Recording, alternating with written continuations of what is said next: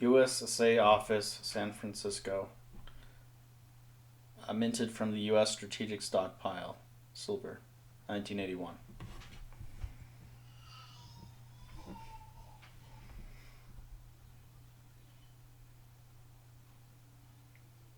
One troy ounce, 31.1 grams, 0.999 fine silver, silver trade unit. This coin is not rare, but it is of historical significance. Most people watching this don't remember the 70s, but after doing some research myself, it looks like there was basically a silver squeeze in the mid 1970s by the Hunt brothers. So basically, what they did was they bought a lot of physical silver with their money and borrowed money and bought futures contracts for silver and then took delivery of the physical silver rather than cash. And what that did was basically put a squeeze on the supply of physical silver. And other people started catching on, and the price went all the way to $50, and this is back in the 70s when dollars were worth a lot more. So what happened was the government basically made borrowing harder for speculators because of this. And eventually the price of silver crashed back down to $11. And then the Hunt brothers were actually sort of punished, fined, and actually went into bankruptcy, all for speculating in silver. But they had a lot more money and a lot more influence because they were already billionaires by the time they started doing this. Not small mom and pop folks.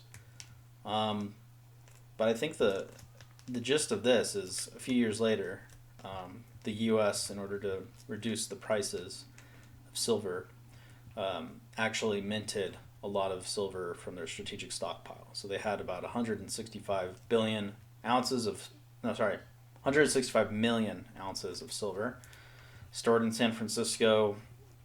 And Jimmy Carter basically closed down the assay office, which was something that had started in the late 1700s to evaluate the quality of silver and gold. And basically that was abolished in 1980. And in 1981, they had to get rid of the stockpile, so they made all these rounds. So they made a lot of 1 ounce rounds, 10 ounce, and 100 ounce bars. So if you have anything that says US Assay Office, most likely it's from 1981, and it was from the strategic stockpile. So now the US doesn't have a strategic stockpile like it did before,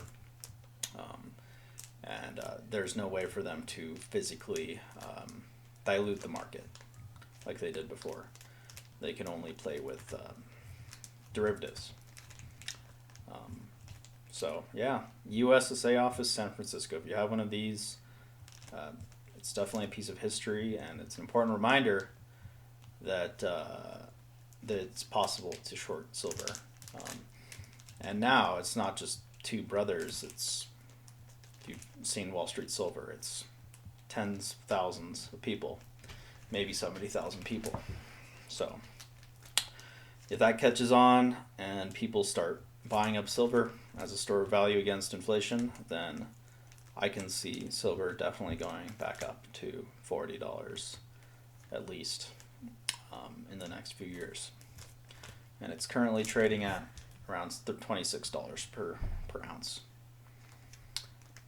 The news of the tax increase from Biden, or the proposed tax increase for capital gains tax, sort of put a damper on the stock market and supposedly will boost the value of the US dollar, but I don't think that's enough to stem what's coming from the amount of money that was printed.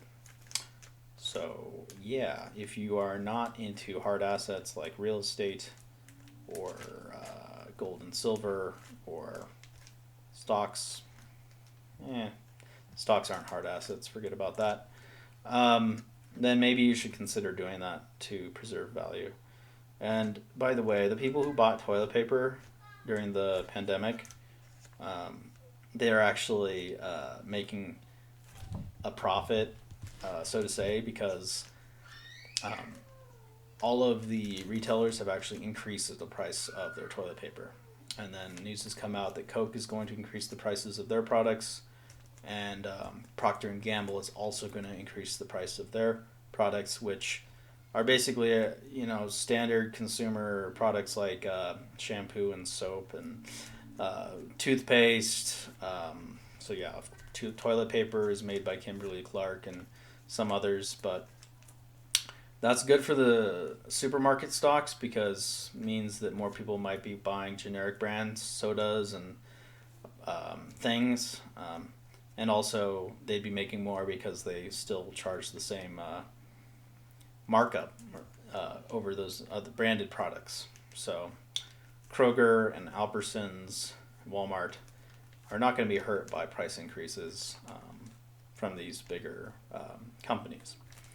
But yeah, I think that silver is actually a pretty good investment, even at today's prices of 26 per ounce. And this is Adam with the Highest Return. You can find me on the Highest Return group on Facebook, or you can also find me on YouTube at the Highest Return.